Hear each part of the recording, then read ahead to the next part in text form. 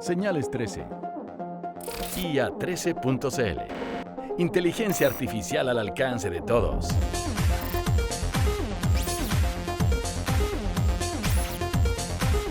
Estamos conversando con el ministro de Ciencia, Tecnología, Innovación... Conocimiento e Innovación. Se me va a tener que aprender de memoria.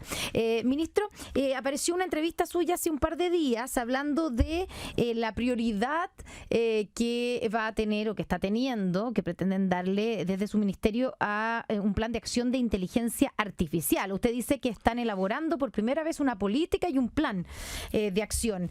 Primero, ¿qué significa? ¿Qué significa tener un plan de acción en inteligencia artificial y por qué se ha fijado como prioridad? Bueno, primero definirlo un poco. ¿Sí? La inteligencia artificial es hoy día una herramienta, una tecnología de uso bien transversal que nos permite a través del uso de grandes volúmenes de datos hacer descripciones, hacer predicciones y nos ayudan diariamente a muchas de las cosas que hacemos nosotros hoy día en la sociedad actual.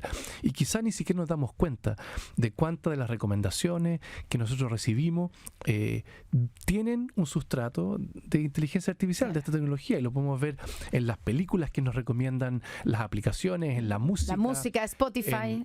A usted le debiera gustar esto. En transporte, en todos los sistemas de entrega a domicilio, también en diagnóstico médico crecientemente, también, por ejemplo, en lo que se está desarrollando como vehículos autónomos, cómo vamos a tener vehículos que circulan, que ya hay uno en Chile que está hoy día operando en el Parque O'Higgins, y por lo tanto una tecnología que está alrededor nuestro, que ya está alrededor de cada uno de nosotros. Y tenemos que prepararnos para eso. En el mundo existen 26 países que han elaborado estrategias de inteligencia artificial. Ayer se publicó además que la Unión Europea acaba de publicar un libro blanco de cómo van a abordar en la Unión Europea la inteligencia artificial. Y se trata de prepararnos para una gran revolución que ya comenzó, que tiene su principal desarrollo en Estados Unidos y en China, pero que todos los países son usuarios. Y tenemos que prepararnos para que en Chile, los chilenos y chilenas, estemos informados y preparados para usarla, para desarrollarla y para poder comprender cuáles son los alcances de esta tecnología. Ya, para usarla es una cosa, pero también nuestra ambición en este plan de acción es... poder desarrollarla en términos científicos, o ya está todo dicho y todo va a ser desarrollado en Estados Unidos, en China, y nosotros una vez más vamos a ser espectadores de esto. Aquí hay que tomar en cuenta que el desarrollo de la inteligencia artificial tiene 15 o 10 años y que los países que han desarrollado la tecnología son Estados Unidos y China. Hoy día en general se trata de aplicaciones, se trata de implementar esto. Es comparable un poco a la electricidad, ¿ah? La electricidad surge en un momento, pero las aplicaciones todavía se están descubriendo y se están implementando hasta el día de hoy, luego de más de 100 años, ¿cierto?, de que conocemos la tecnología. Esto es similar. O sea, no es que necesariamente estemos llegando tarde. Estamos llegando tarde a la investigación, no estamos llegando tarde a la implementación, y por eso hemos establecido 3 grandes ejes. Uno, que es factores habilitantes. ¿Qué es lo que tenemos que tener en Chile para desarrollar y usar en términos de infraestructura, en términos de capital humano? ¿Cómo fortalecemos nuestro capital humano para que podamos entender esto y aplicarlo? Ayer también lanzamos, o hace un par de días, lanzamos también un programa por primera vez, donde vamos a ofrecer becas de doctorado para 30 o 40 personas para que puedan formarse en el extranjero en temas particulares de inteligencia artificial, ciencia de datos, arquitectura informática, que nos permite tener personas que puedan trabajar en esto. Claro, el capital humano, que en general es ahí donde uno puede estar más débil, ¿o no? Ahí estamos débiles y tenemos que abordarlo tanto desde el punto de vista de los posgrados como también en el pregrado, en las universidades, en las carreras técnico-profesionales. Entonces, el primer gran ámbito es factores habilitantes, que le hemos llamado. Un segundo ámbito que tiene que ver con cómo desarrollamos inteligencia artificial y cómo la usamos, cómo la aplicamos en la industria, cómo la aplicamos también en el Estado, en el sector público, donde necesitamos también este tipo de herramientas. Y finalmente, un ámbito que es muy importante, que tiene que ver con cómo nos hacemos cargo también de los riesgos que esto conlleva y cómo trabajamos en estándares, en regulación, en ética.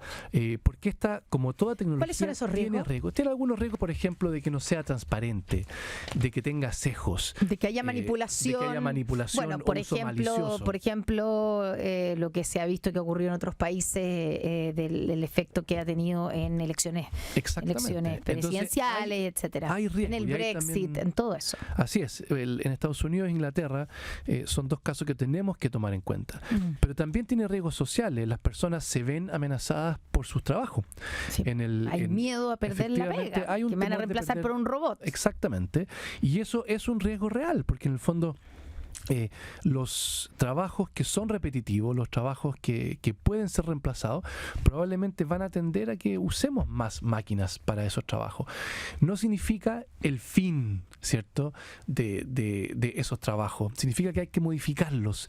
Esto no es nuevamente lo mismo que con el coronavirus, lo mismo que con el cambio climático. Aquí no hay una visión apocalíptica. Esta es una tecnología que también ofrece oportunidades. Lo que tenemos que hacer es prepararnos, reconocer los riesgos y preparar nuestra fuerza laboral. ¿Cómo preparamos a la fuerza laboral pensando, da la impresión que se va a tener que sacrificar? Va a haber un grupo de gente que no se va a poder reinventar, porque en el fondo, al mismo tiempo que se van a eliminar algunos puestos de trabajo, es evidente, como usted dice, de los trabajos más automatizados, se van a crear muchos otros. Ya, pero para esos muchos otros da la impresión, y puedo estar equivocada, que se requiere una capacitación, una preparación mayor. Bueno, eso es lo que estamos haciendo, y justamente estamos generando esta política con un grupo de expertos, que son un grupo de expertos que provienen del mundo de la academia, del mundo productivo, también de las organizaciones civiles. Pero junto con eso estamos trabajando con un grupo interno, interministerial, que nos está ayudando, por ejemplo, a trabajar con el Ministerio del Trabajo, con el CENSE, para ver cómo efectivamente implementamos programas de capacitación que vayan dirigidos a recapacitar a la fuerza laboral. Esta política se va a entregar en junio, junto con un plan de acción. Y va a ser entonces una hoja de ruta para que en Chile podamos hacer uso de esta tecnología y podamos verlo como una oportunidad, prepararnos y enfrentar entonces un futuro donde temas como este van a estar sí o sí. La inteligencia artificial está aquí para quedarse. Es una herramienta que va a ser de una similar importancia a lo que fue entonces la electricidad, y tenemos que prepararnos para eso. Así de revolucionario. Probablemente es así de revolucionario. De lo que fue la electricidad. Estamos conversando con el ministro de Ciencia, Tecnología, Conocimiento e Innovación. ¿Viste? Ahí lo dije bien. Ministro, ¿cuánto...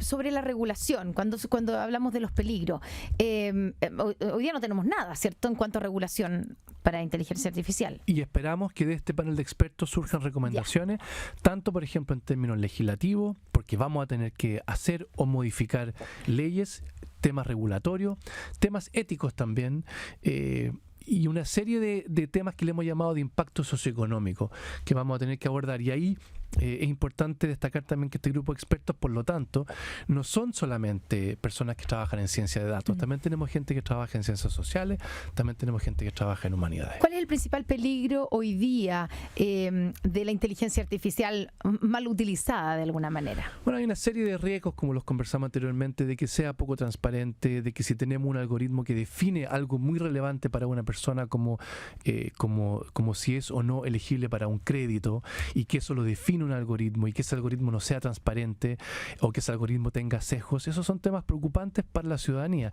y tenemos que preocuparnos entonces que eso tenga una regulación, que tenga una regulación. ¿Y se puede regular? Tenemos que trabajar en eso. Porque estoy pensando, la inteligencia artificial también puede ir ganándole a la regulación, ¿o no? Son temas nuevos y tenemos que generar las capacidades para hacerlo. No tenemos muchas opciones, creo yo.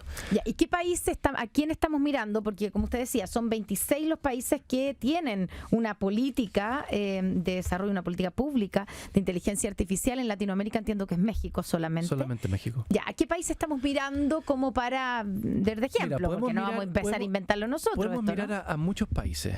Sin embargo, como son tecnologías nuevas, también tenemos que tener en cuenta de que tenemos que abordarlo desde nuestra propia mirada. Tenemos que hacer una política que sea desde Chile y útil también para Chile.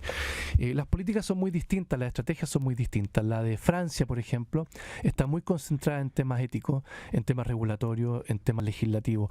La política china es muy ambiciosa en términos del desarrollo, porque ahí el desarrollo de la inteligencia artificial es muy importante. Por lo tanto, mucha de la hoja de ruta está dirigida a ser líderes en el desarrollo de inteligencia artificial.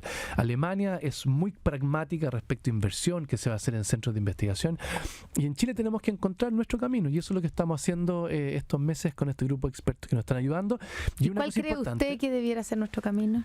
Yo creo que hay varias cosas. ¿A qué debiéramos apostar dentro de lo amplio que primero, para que no se me olvide, inteligencia artificial? No es solamente lo que me importa a mí, y por eso que esta política también la vamos a construir de manera participativa. Está abierto en el sitio del Ministerio un portal para que las personas puedan también opinar y entregarnos sus recomendaciones y sugerencias para que esta política tenga también una etapa de construcción participativa. Y eso también es importante, porque en el Ministerio de Ciencia estamos convencidos de que la manera de construir política pública para que esa política pública tenga legitimidad, que lo hagamos de manera participativa, con los expertos, pero también con la ciudadanía que le interesa y que opina de estas cosas, porque también da cuenta de que la ciencia está cerca de las personas y por lo tanto tenemos que tener estas instancias participativas. Con respecto a lo que yo pienso que debemos abordar sí o sí, es que tenemos que tener en cuenta nuestras ventajas comparativas. En China, la política de inteligencia artificial y la inteligencia artificial se ha desarrollado porque los datos de las personas verdaderamente son volúmenes gigantescos de datos, porque la población es muy grande, pero también porque la población china no tiene las aprensiones que tenemos tanto los chilenos del uso de datos privados, y por lo tanto la política se basa en el uso de datos de las personas, ¿sí? Hoy día en Chile nosotros somos mucho menos, por lo tanto vamos a poder generar mucho menos datos de las personas, y también nuestra población es más reticente a entregar datos personales y tenemos más preocupaciones, y está bien que así lo sea, porque esa es nuestra cultura. De hecho, hay un proyecto de ley de protección de datos que está pero por otro lado, en el Congreso. Exacto, pero por otro lado, por ejemplo, nosotros tenemos en Chile hoy día instalada más del 50% de la capacidad de observación astronómica, y vamos a tener al año 2025 el 70% de la capacidad telescópica terrestre va a estar en Chile. Eso genera una cantidad de datos que es inimaginable, y por lo tanto tenemos acceso a datos que nadie más va a tener en el mundo. Ahí tenemos, que hay que procesarlo. Y que hay que procesar, y que se pueden usar como fuente de datos para testear cosas, para probar algoritmos, algoritmos que nos permitan hacer más investigación, pero también algoritmos que nos permitan hacer emprendimientos, que nos permitan hacer innovación. Ahí tenemos una fuente de datos que no tiene los problemas que tienen los chinos con respecto a los datos personales, que podemos usar y que son únicos, y eso tenemos que aprovecharlo. No es lo único, pero ahí tenemos una fuente que nos da ventaja comparativa para que podamos usar grandes volúmenes de datos con esta tecnología y aprender sobre ella. Y finalmente, se nos acaba el tiempo, ministro, pero para las becas, que son parte, en el fondo, parte de las becas Chile, va a haber un grupo de 30 o 40 que se destinarán a gente que quiere hacer posgrados estudios de doctorado en el extranjero, que ya está abierta la convocatoria. ¿Está abierta? Está abierta la convocatoria, se puede postular. Hay 30 o 40 cupos específicamente para estos temas de inteligencia artificial, y el próximo mes o algo así vamos a abrir la de magíster. Y ahí tenemos 100 cupos también para personas que se quieran especializar en temas de ciencia de datos e inteligencia artificial. ¿Y qué formación hay que tener de pregrado para postular a esos doctorados? Pues es amplia, porque estamos haciendo que las temáticas sean también de ciencias exactas, pero también de ciencias sociales y humanidades. Por lo tanto, la formación puede ser diversa, tanto de aquellos que vayan a postular al magíster como aquellos que vayan a postular al doctorado. Y la convocatoria está abierta. Una última cosa, en la gente, en la comunidad científica que está dedicado a estos temas, ¿hay mayoría de hombres como en todas las áreas científicas, o hay también participación de mujeres? En nuestro comité tenemos participación también de mujeres. Nosotros en el Ministerio hemos definido, ¿Cuánta gente tiene el comité? El comité deben ser como unas 10 personas. ¿Y cuántas mujeres? Y deben haber 3 o 4 mujeres. Poquito, ¿no encontraron más? En la investigación científica, como en todas las áreas en general de nuestra sociedad tenemos un déficit, tenemos una brecha y estamos trabajando en el Ministerio para cerrar esa brecha con una nueva agenda de género que ya lanzamos como una hoja de ruta, y a donde queremos llegar es equidad de género en todo lo que hacemos. Eso significa los comités, las políticas, los instrumentos, también el Ministerio, y aquí ya que tú lo preguntaste, también destacar que tenemos una subsecretaria que es mujer, Sí. tenemos 5 Ceremis que están en las 5 Muy macrozonas capaces ya. del país que son mujeres, tenemos una presidenta de la academia, tenemos una directora de nuestra nueva Agencia Nacional de Investigación y Desarrollo, todas mujeres, muy orgullosas de eso, pero ciertamente quedan muchas brechas que tenemos que abordar. Andrés Kub, ministro de Ciencia, Tecnología, Conocimiento e Innovación, muchas gracias por esta conversación. Gracias a ti, Connie, por la aquí con invitación. Tele 13 Radio esta mañana. Buenos días. Estén muy bien. IA13.cl. Señales 13.